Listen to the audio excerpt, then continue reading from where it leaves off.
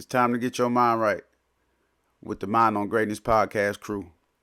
Welcome to the Mind on Greatness podcast show. What's happening, folks? It's your boy Brody on the hustle. You know what I'm saying? 1/4 of the Mind on Greatness podcast crew. You know what I'm saying? Shout out to my family. You feel me? Shout out to my family. Shout out Boss Hall, Boss Dog, K Pope, Doe. Shout out Big Papa Paws, No Diddy, Sleepy Jeff. You know what I'm saying? Shout out that boy Mike. You know what I'm saying? Shout out to the family, man. You know, I had to get on here and drop some one deep, this time around because tonight is the night. It's fight night. You feel me? You got Haney versus Garcia. You know what I'm saying? I apologize we weren't able to get something out to you earlier, but at the same time, it is what it is. Be looking for us later on tonight because we gonna get on here and chop it up about this one because a lot of people got some things misconstrued on my behalf, thinking certain things gonna happen in this manner or happen in this manner, but I feel a little bit different. But anyways, let's go ahead and get straight to it. You know what I'm saying? Again, I am Brody on the hustle. You know what I'm saying? Shout out to the family. Shout out to everybody that's gonna be viewing. Shout out to all the, commenters, followers, subscribers, shares. All that. It is what it is. But let's get straight to it. Let's go ahead and talk about the build up to fight night. You know what I'm saying? Let's get into it. Garcia, very, very, very, very controversial. And I like it, on his behalf. It was beautiful work by Ryan, especially to get this fight sold. Because honestly, if Ryan don't go down the path he went to get this fight sold, this one would fly under the radar. Half the world wouldn't even know that they were fighting tonight. You know what I'm saying? On the 20th, they wouldn't even know. Ryan has done his part to 100% passionate and affectionate as he could be with it. You know what I'm saying? Pause, no Diddy again, but at the same time, Ryan has done his part. He's included a lot of different factors. He said he's claimed he's a woman. He's claimed he's been tied to a tree. He's claimed he have had to watch certain things that nobody else should have to sit and watch. He has claimed that he is mentally challenged right now. He has claimed that he's been doing drugs, yeah, hard drugs, soft drugs, as far as marijuana. He's been partying. He's been out in the club. He's been popping bottles. He's been drinking beer. He didn't miss weight. Ryan has done everything possible to sell this fight. And by him doing that on fight night, tonight, they have damn near sold out the arena because at first it was still a whole half arena left. You know what I'm saying? They in New York as well. A lot of people would have been like, why would y'all go to New York? Knowing both y'all from the West Coast, and y'all could have went over there and sold the whole show out. But at the same time, they did what they had to do. They felt like they're both big attractions. We know Ryan in this particular instance is a bigger attraction because he has the casual fans on his side. Devin Haney has yet showed that he is an actual cash cow. But at the same time, this is the perfect time to show that he is the actual cash cow. In this fight, Ryan is taking the 55-45 split. The bigger side goes to Ryan. So it is what it is. Again, like I said, Ryan has done his part to sell this fight. And I ain't gonna lie, we not accustomed to seeing Ryan be the villain. And I feel like he played the villain role perfect in this one. No hesitation at all. He hopped right into it. He exposed Haney and Bill Haney in any other no other way we have seen anybody else do. Simply because most of the time Devin is the calmer one between Devin and Bill. Bill is the one that's kind of bringing the uproars. He's kind of disturbing the peace. And Bill and I'll say Bill was kind of on point with this one too. You know what I'm saying? He had his highlighted moments in this one, and I like it from both parties. You know what I'm saying?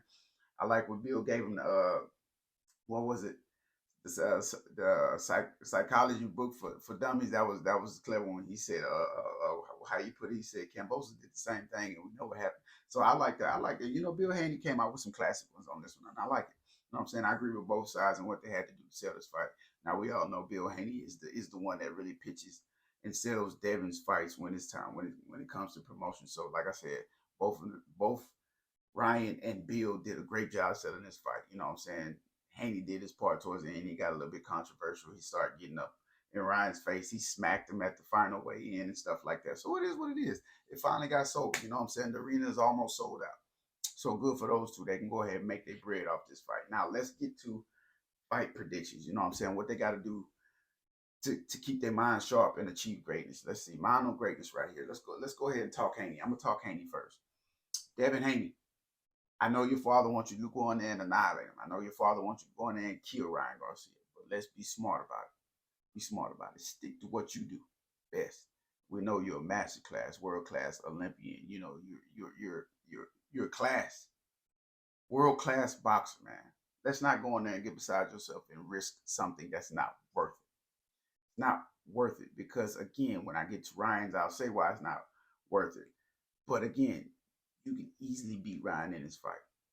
Stick to what you've been doing. You know what I'm saying? Your most controversial fight was against Lomachenko, in which I believe should have been a draw.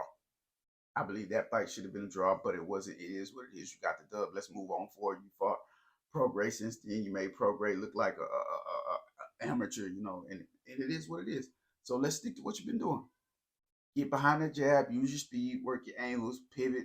You know what I'm saying? Stay defensively responsible against Ryan, and don't get caught when you in the inside with that half Philly shell trying to come out because that's where you get caught and get put on the canvas. Let's make sure we keep them hands up and make sure we're moving that head in the right direction when you coming out of a exchange on the inside. Remember, shout out Coach Ant right here. Choose to be in and choose to be out. Don't be there because you have to, and don't get caught mid range in this fight either. So again, for Haney, fundamental, bro. Still be that master class, that world class, that Olympian type boxer, and you'll cruise out of this long run. They're trying to knock him out. It ain't no point. It ain't worth it.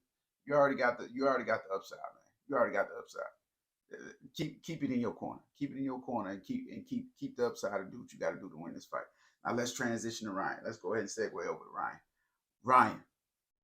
Ryan Garcia, man. Like I said, the build up to this fight, you have turned me into a fan. Not a casual, a fan. I'm a fan of Ryan Garcia now, and I ain't afraid to admit it. Like, regardless of all the BS that people say he's done and what he's been through, I have turned into a Ryan Garcia fan after watching all the build up and the hype before the fight night. You know what I'm saying? So again, for Ryan, let's name the attributes that you have over Devin right now. You have slight speed advantage.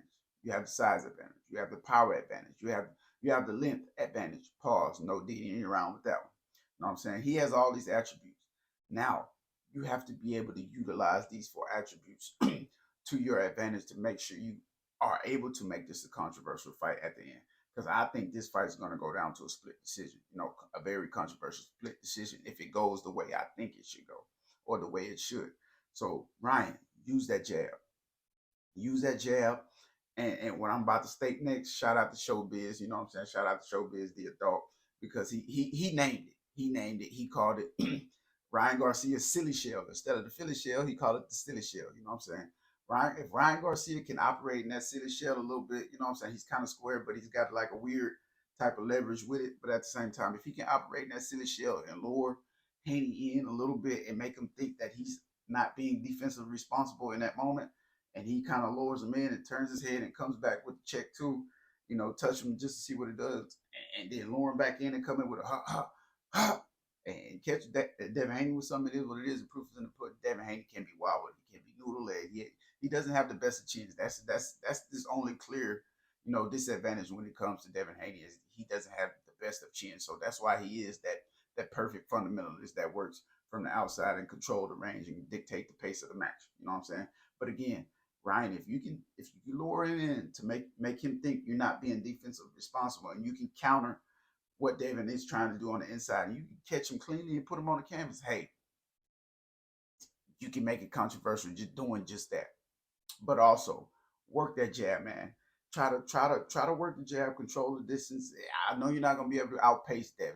So at the same time, just control the distance. You know what I'm saying? Lure man, work that silly shell. Shout out Showbiz again, and see what you can do with that. Because like I said, I've named all the attributes you have as an advantage in this fight. So you got to be able to take hold and take heed and understand what you're doing in there. I know you've been working with Derrick James, so there's a slight change up in what you've been doing, and you're gonna have to do a lot more because your last fight was kind of a breeze. You know what I'm saying? Same thing for Haney. His last fight was kind of a breeze. He kind of walked over Regis Prograis.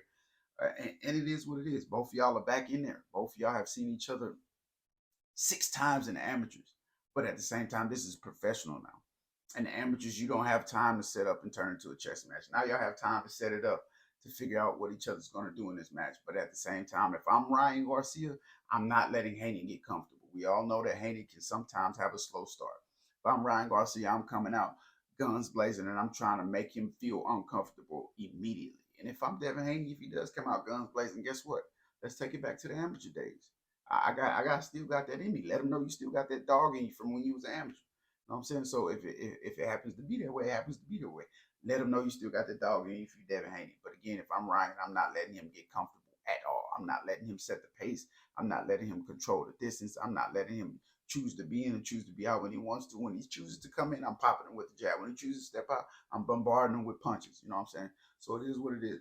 That's my opinion on it. Again, I got a controversial split decision. I got Ryan being knocked down in this fight. I got Devin being knocked down in this fight. Some people think Devin going TKO Ryan. It is what it is. It's not impossible. But at the same time, as far as what happens after the fight, I don't see neither one of these. If Ryan wants to lose, I don't see this really hurting Ryan. Because why? His two losses on his record is from Tank and Haney if he loses this fight. Please, please spare me. Those two losses on his resume makes his resume better than some people that are undefeated right now.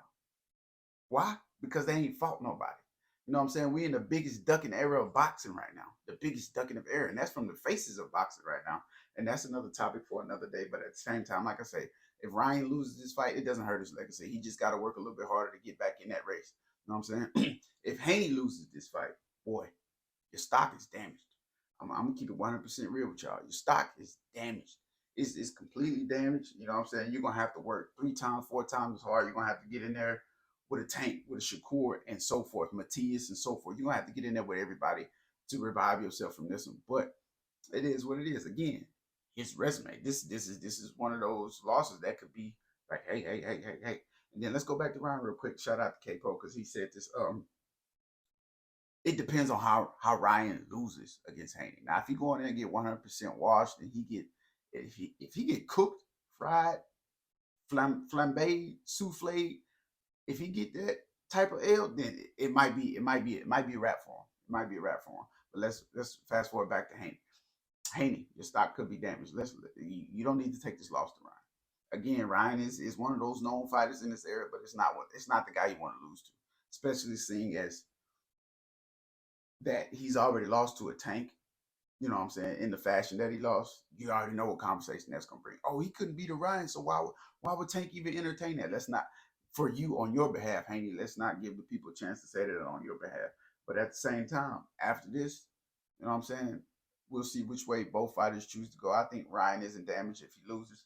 Because like I say, his two losses would be from a Tank and a Haney. If Haney loses, his stock is damaged. He's gonna have to work extra hard to get that respect back and to be able to get in the ring with some of those fighters like Tank, Shakur, Matias, Tiafimo, and so forth. You know what I'm saying? So at this point, like I say, I'm gonna stick with a controversial split decision with this fight, and I'm gonna roll with that. It is what it is. Like I said, I see both of them get knocked down, and I think that's what's gonna make it controversial. And it's also gonna depend on when the knockdowns happen. I got Ryan getting a little flash knockdown, I say early on, maybe fourth or fifth round, and I got Haney getting a nice little knockdown, I say between rounds 8 and 10. You know what I'm saying? That's what's gonna make it controversial. The timing and when those knockdowns happen. I feel like that's gonna be important right here. But again, it is fight night. It is fight night. It is fight night. Shout out to everybody that is going to be watching, that is watching. You know what I'm saying? Uh, Shout out to the Mountain Greatest Podcast crew again. That's K-Po, Mike, Jeff, myself, Peso, and so forth. You know what I'm saying? Keith, and everybody else that want to be a part of the family. But again, that's all I got. You know what I'm saying? It is what it is. Continue to comment, subscribe, share, like, hate, whatever. We ain't running from no smoke. As K-Po would say, it is what it is, and I'm up out of here. Salute.